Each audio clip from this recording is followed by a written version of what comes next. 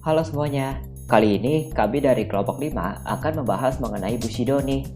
Bushido sendiri adalah nilai pemikiran yang ada pada masyarakat Jepang dan sudah mengakar sejak periode Bakufu. Oleh karena perjalanan Bushido yang sudah memasuki setiap sendi kehidupan masyarakat Jepang nih, jadi kita bisa menemukan nilai-nilai tersebut di banyak tempat, seperti salah satunya di pekerjaan. Pekerjaan di Jepang erat kaitannya dengan perusahaan, dan perusahaan Jepang erat kaitannya dengan para keluarga samurai. Mengingat keluarga samurai ada yang mendirikan perusahaan, oleh karena itu, ada nilai Bushido yang turut hadir dalam perusahaan Jepang. Nah, oleh karenanya setiap pekerja yang bekerja di perusahaan Jepang juga mengikuti nilai Bushido yang berlaku di setiap perusahaan nih. Maka dari itu, tidak heran para pekerja Jepang selalu setia terhadap atasannya dan juga mencurahkan hidupnya bagi perusahaan.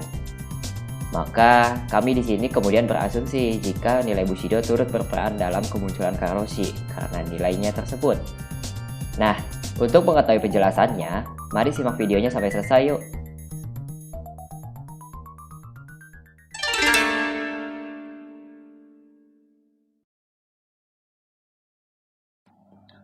Bushido adalah pandangan hidup seorang samurai yang harus dijalaninya. Bushido secara harfiah berarti jalan samurai, dan Bushido merupakan kode etik moral yang diwajibkan atau diinstruksikan kepada para samurai untuk dipatuhi. Kaum Bushi sudah muncul sejak lama pada zaman Kamakura, di mana pertama kali didirikan pemerintahan Bakufu.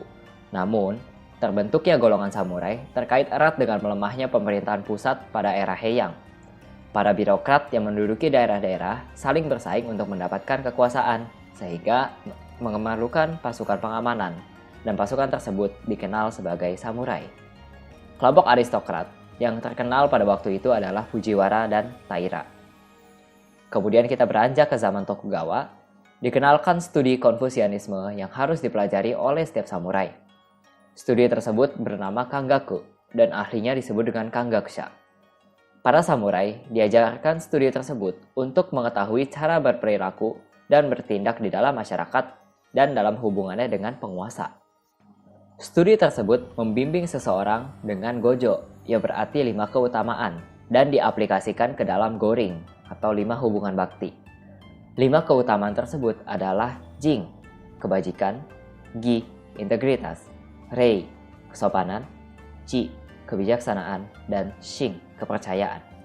Selain kelima keutamaan tersebut, ada satu keutamaan yang diajarkan yang penting, yaitu chu, loyalitas.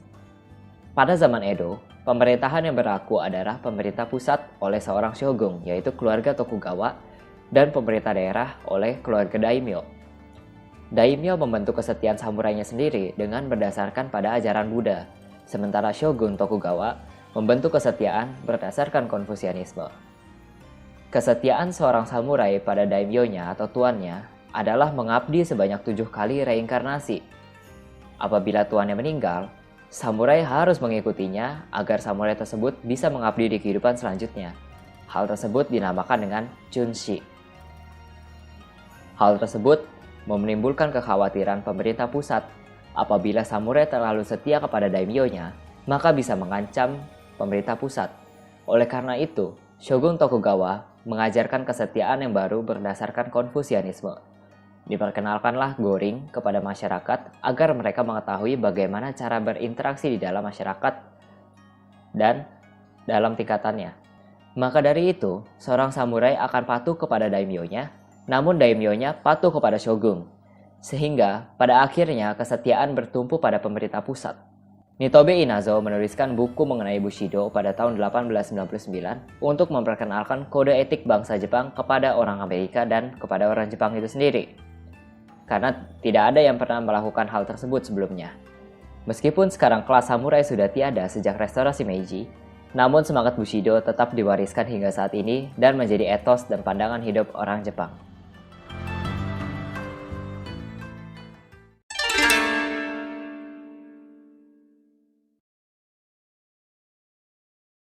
Menurut Tobe, terdapat 8 nilai Bushido.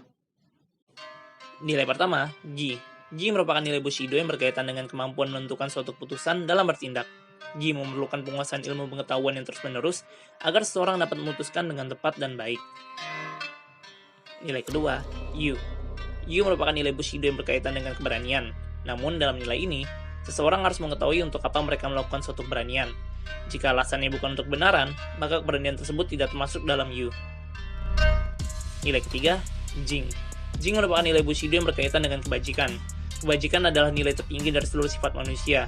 Dalam Konfusianisme dikatakan, kebajikan adalah akar, kekayaan adalah hasil. Nilai keempat, Rei. Rei merupakan nilai Bushido yang ada kaitannya dengan kesopanan. Kesopanan adalah manifestasi dari bentuk simpatik terhadap perasaan orang lain, muncul dari kebajikan dan kesederhanaan, dan digerakkan oleh perasaan yang lembut. Nilai kelima, Makoto. Makoto merupakan nilai Bushido yang berkaitan dengan ketulusan. Terbagi menjadi dua kanji menyatu, geng atau kata, dan sei atau sempurna. Mengartikan sebuah kesungguhan, kejujuran, dan perilaku berbahasa yang sopan. Nilai keenam, Meiyo. Meiyo merupakan nilai Bushido yang berkaitan dengan kehormatan. Bagi samurai, aib seperti bekas luka pada pohon, tidak menghilang, tapi menjadi besar. Namun, ketika kehormatan dicoreng oleh orang lain, kesabaranlah yang menjadi bentuk kehormatannya. Nilai ketujuh, Chugi. Chugi merupakan nilai Bushido yang berkaitan dengan loyalitas. Loyalitas adalah bentuk kesetiaan dan kepatuhan pada atasan. Meskipun begitu, kehormatan seorang samurai harus berada di atas loyalitas. Nilai ke-8, Nintai. Nintai merupakan nilai Bushido yang berkaitan dengan kontrol diri. Kontrol diri berupa ketabahan, daya tahan, dan sikap kesopanan untuk tidak menunjukkan ekspresi diri terhadap orang lain. Pasca restorasi Meiji tahun 1868, pemerintah mengubah sistem hierarki Shinokosho menjadi Kazoku, di mana para daimyo tetap menjadi bangsawan dan para samurai menjadi rakyat jelata. Pemerintah juga meminta tanah kuasa para daimyo untuk dikembalikan kepada negara dan memberikan modal kepada kaum samurai sebagai bayarannya. Kaum samurai menggunakan modal tersebut untuk memulai membuka bisnis yang menjadi cikal bakal kehadiran perusahaan-perusahaan Jepang kontemporer. Juga tentunya, kehadiran dunia perbisnisan di Jepang membuat transisi para samurai menjadi pengusaha dan mengundang orang-orang baru untuk bekerja menjadi salaryman, yang mana menurut Kotobank.jp adalah seseorang yang bekerja pada suatu perusahaan, organisasi, atau badan lain secara terus-menerus dan menerima gaji.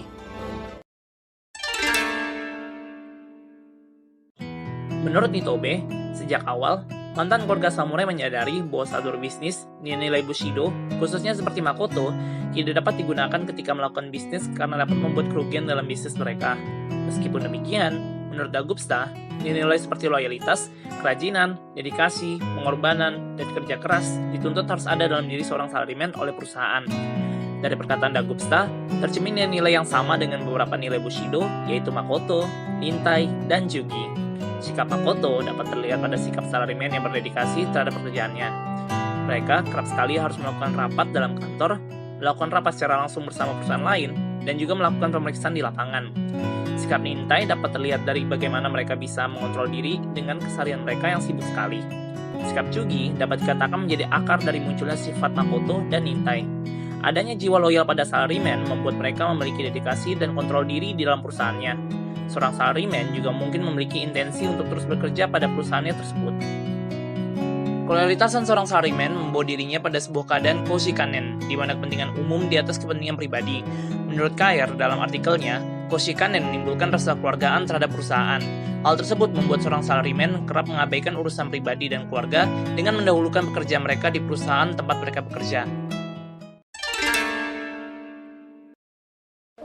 Karoshi dan Bushido. Sebelum kita membahas Karoshi dan Bushido, kita perlu mengetahui bahwa terdapat perbedaan pada pola masyarakat Jepang dengan pola masyarakat Barat. Sehingga perbedaan ini tentu juga akan mempengaruhi budaya perusahaan di Jepang dibanding perusahaan di Barat. Jepang lebih mengenal nilai kolektivis dan hierarkis pada masyarakat mereka. Kolektivis sendiri adalah nilai yang lebih mementingkan kepentingan kelompok. Pada penjelasan sebelumnya juga dikenal dengan koshikanen. Lalu hierarkis, yaitu hubungan manusia yang vertikal atau di Jepang juga sering disebut sebagai hubungan joge kanke atau hubungan atas bawah. Bertolak belakang dengan Jepang, masyarakat Barat lebih individualis dan non-hierarkis. Loyalitas berlebihan pada salaryman. Dilansir dari artikel bbc.com yang ditulis oleh Daniel Dimitru tahun 2020, yang berjudul How the Japanese are Putting an End to Extreme Work Weeks, Daniel mewawancarai seorang salaryman bernama Hideyuki yang mengatakan bahwa ia dalam setahun hanya mengambil cuti 2 kali. Lalu, apa yang menjadi penyebab dari Hideyuki tidak mengambil cuti terlalu banyak dalam setahun? Yang pertama, Hideyuki berkata bahwa suasana di tempat kerjanya seolah-olah tidak mengizinkannya untuk mengambil cuti atau pulang lebih awal. Kedua, ia juga takut dipandang buruk oleh rekan kerjanya. Ketiga, jarang ada yang cuti atau pulang lebih awal sehingga Hideyuki merasa jahat jika ia mengambil cuti atau pulang lebih dulu. Dari pola masyarakat Jepang yang kolektivis dan hierarkis, serta loyalitas yang terdapat pada salarimang, telah mengantarkan mereka pada keadaan karoshi. Karoshi dan salarimang. Karoshi terdiri dari kanji ka yang bermakna berlebihan, kanji ro yang bermakna bekerja, kanji shi yang bermakna meninggal. Maka dengan demikian, dapat diartikan bahwa karoshi adalah fenomena di mana kematian seseorang yang diakibatkan oleh kelelahan akibat kerja yang berlebihan. Loyalitas dan jiwa pekerja keras pada salarimang mempengaruhi mereka untuk terlalu bekerja keras di kantor, mengambil lembur terlalu banyak, memakan waktu bekerja yang berlebihan, hingga berujung pada kematian. Mengambil data dari Ritsumei Ashi.jp, yaitu merupakan data angka kematian akibat karoshi. Dari data tersebut dapat dilihat bahwa angka karoshi dari tahun ke tahun makin meningkat. Dalam kasus karoshi yang paling menggemparkan Jepang adalah kasus kematian dari Matsuri Takahashi yang bekerja di perusahaan Dentsu. Ia juga merupakan alumnus atau lulusan mahasiswi dari Tokyo Daigaku atau Todai. Karena kasus tersebut, pemerintah Jepang lebih ketat lagi dalam menertibkan perusahaan yang membuat pekerjanya bekerja lembur atau bekerja terlalu berlebihan. Kebijakan dalam mengurangi karoshi yang dilakukan pemerintah adalah pemerintah menetapkan hari cuti ayah, menetapkan Premium Friday yaitu hari Jumat yang bersantai-santai seperti tidak mengambil lembur dan pulang lebih dari awal, menetapkan jam kerja karyawan maksimal 100 jam dalam 1 bulan. Kasus-kasus tersebut dapat membuktikan bahwa terdapat eksploitasi salarimang di balik nilai Bushido di Jepang. Jiwa Bushido tersebut dimanfaatkan oleh perusahaan dengan dalih bahwa kerja keras mereka melalui overtime adalah bentuk komitmen terhadap perusahaan. Kedua, sikap tersebut terbukti dari salah satu tipe praktik gelap perusahaan Jepang, yaitu throwaway type, yaitu treating workers as disposable and forcing them to work long hours at low or no wages. Tuntutan dan doktrin Bushido yang mempengaruhi para karyawan karena ditanamkan oleh perusahaan dan akhirnya mereka dieksploitasi dapat mengantarkan mereka, para karyawan, pada keadaan karoshi. Berdasarkan pemaparan materi mengenai Bushido, pergeseran praktik, dan kemunculan karoshi, dapat disimpulkan bahwa kami mempunyai pemikiran mengenai keterkaitan Bushido dengan fenomena karoshi. Bushido adalah nilai-nilai lama Jepang pada samurai Jepang yang dalam salah satu nilainya terdapat nilai loyalitas. Namun, kaum samurai dihilangkan akibat modernisasi Jepang dan kemudian menjadi pengusaha. Walaupun begitu, nilai Bushido tetap mengakar pada masyarakat kontemporer Jepang, yaitu salarimang, dengan menunjukkan keloyalitasan mereka pada perusahaan. Oleh karena itu, dalam beberapa kasus yang terjadi, loyalitas yang berlebihan telah menyebabkan kasus kematian akibat kelelahan dalam bekerja. Bushido dengan karoshi memang tidak secara langsung terkait, tetapi menurut analisa kami, nilai Bushido turut berperan dalam mempengaruhi jiwa pekerja keras yang loyal pada salarimang.